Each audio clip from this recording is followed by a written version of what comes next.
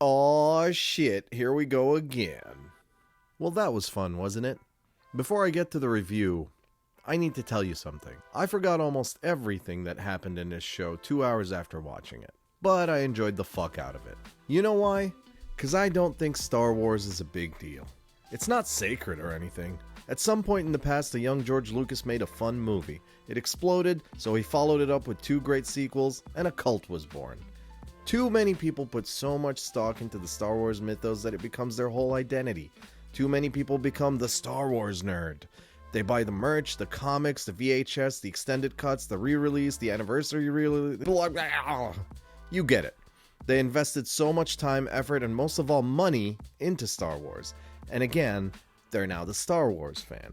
Mom wants to buy you underwear for Christmas? Star Wars underwear. Halloween? Star Wars costumes. Birthdays? Star Wars theme. Weddings, funerals, gender reveal parties. Fuck you!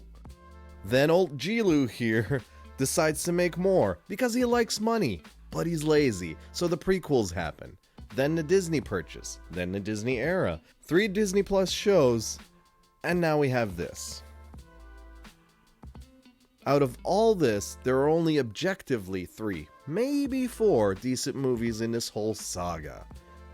The rest is, in my opinion, trash. I know. Hear me out though. What other franchise is permitted to fail this much and still be this relevant? The Hobbit pretty much killed mainstream Lord of the Rings fandom, and those were nowhere near as bad as the prequels.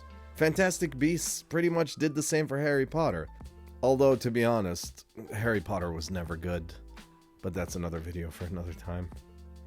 Anyway, surprising myself and only myself, I found this show to be kind of fun. So let's pick up where we left off, shall we? The rebels decide after arguing for less than 2 minutes that Leia's life is way more important than every single refugee that's been waiting months to go somewhere safe. It takes Obi-Wan all of 4 minutes to convince Ice Cube to endanger every single life he's been entrusted with, including kids, for the sake of the princess. Come on. Everyone in this show treats Leia's life like it means more than everyone else's. Why is that again?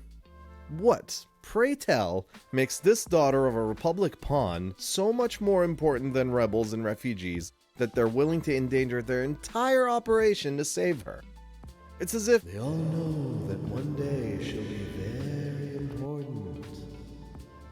And in the prison, the interrogation scene felt like it was written for 2 people. One of them is an interrogator, the other is a fucking lunatic. This is a child. Only a dumb villain interrogates a child aggressively. For a dark side user that can supposedly read minds to a vague extent, it's especially stupid. Moses Ingram played this scene like a psychopath, which would have been fine if the character was a psycho, but we're meant to infer that she's conniving and devious. This isn't an interrogation. This is an idiot's idea of an interrogation. Even smart kids can be manipulated into giving up valuable intel. Have you tried not yelling at her? Good cop, bad cop won't work if you're doing both. I don't want to nitpick every little detail, but dear Lord, what is this? Literally, what is this? Who thought this was a good idea? This is a cartoon at this point. Why is the Empire so incompetent?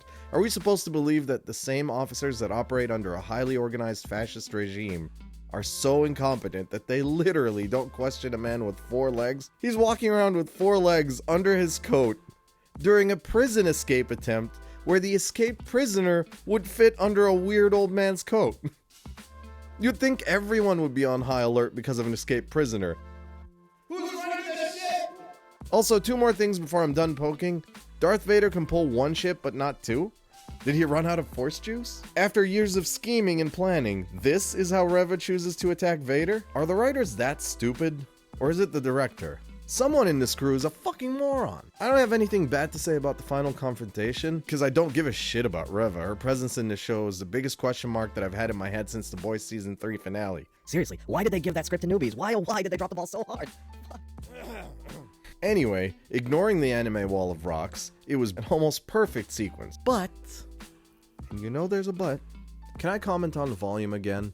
For those who don't know, the volume is a recent innovation in TV and movies. It's semi-recent, I guess. A simplified version is that it's a wall of LED screens that show a computer-generated environment as a real in-camera backdrop for shots. It's especially useful in fantasy settings like Star Wars to create realistic lighting and reflections for the characters in camera, especially when they have reflective armor on. The volume, though, differs from old-school projection screens in that it's controlled by Unreal Engine. So not only can you control the angle of the shot in 3D, but also with modern improvements, those graphics look so realistic that it becomes pretty difficult to distinguish real life from the backdrop. This is primarily a game engine though, and it has its limitations. So if your set design is lazy and you rely fully on the rendered backgrounds, it'll literally look like your characters are standing in a video game. A good looking and modern video game, but it's still a video game. So if the volume was bad in the first 3 episodes of Obi-Wan, it is egregious in the last 3. The siege scene needed a few real rocks, machines, or any kind of foreground elements, anything to not make it look so obvious that this is a wall made of screen right there next to the sand.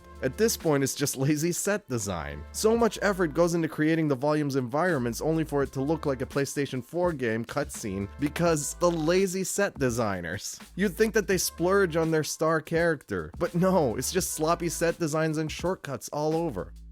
It didn't have to be this way either. You didn't even need an excessive budget. At its core, this show had the nucleus of a decent story about Obi-Wan.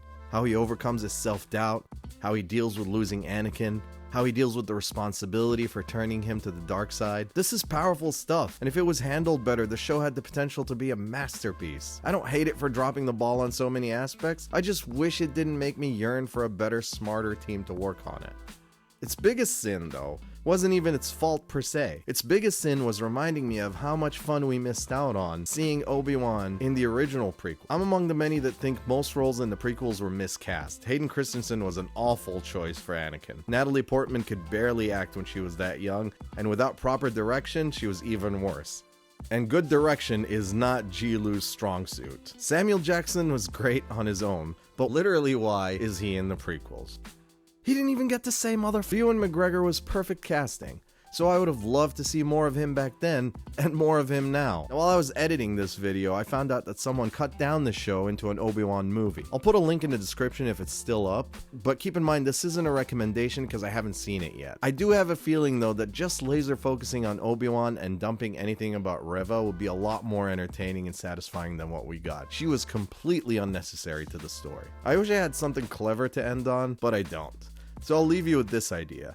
For what it's worth, it was nice seeing Ewan McGregor do this again. Now fucking stop making Star Wars things! Thanks for watching.